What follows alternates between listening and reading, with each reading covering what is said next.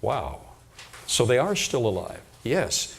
Now the critics will say, well, you're mistaking the fox bat in Papua New Guinea. I've been in New Guinea numerous times. We have various missionaries and educators working with us. And they do have a fox bat that at full maturity has a wing span almost 4 feet across. And the head, it's a bat, but the head looks a lot like a fox, so they're called fox bats.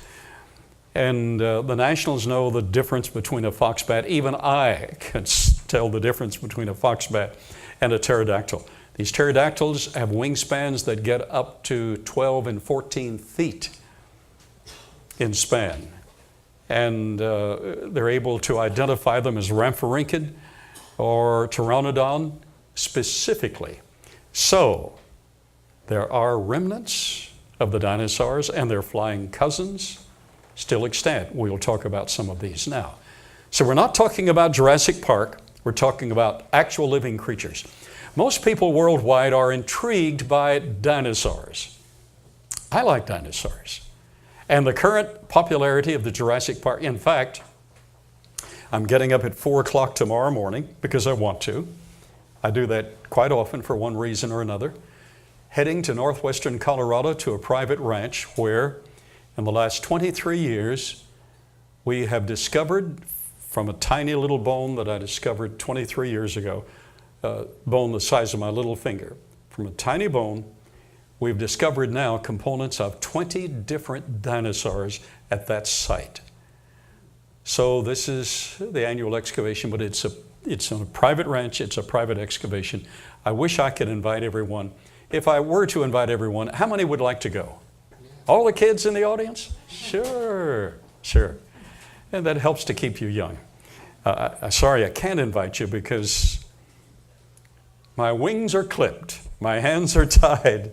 So just stay in touch with us and ultimately you'll know what's going on. In fact, after the lecture, please take time to go to the other side of the museum, adjacent to the biosphere, and in a small case, you'll see a bunch of individual bones, gastroliths. What's a gastrolith? That's a rock swallowed by a dinosaur. How do you know it's not just a creek rock? The dinosaurs swallowed because they were primarily vegetarians and they ate canes and grasses, which are very tough fiber. And so they needed the assistance. They didn't primarily eat meat.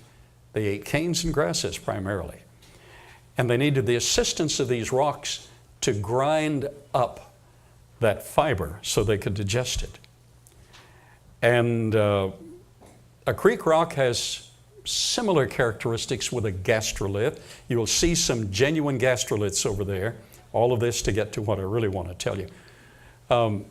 But how do you know the difference between a gastrolith? Sometimes they're tiny, sometimes they're fist size. We have one over there that's heart size. That's the largest one I personally have ever seen. So how do you know if it's not just a creek rock, if it's a gastrolith?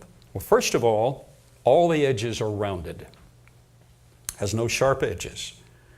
That has to do with the grinding of the gastric juices within the intestinal makeup of the dinosaur. So first of all, the edges are rounded.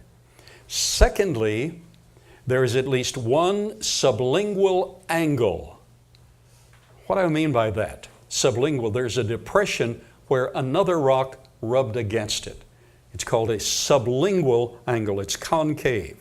Thirdly, all gastroliths, if you were to hold them personally, have a waxy touch and feel. All of them, waxy. And all of those have, now you won't be able to touch those.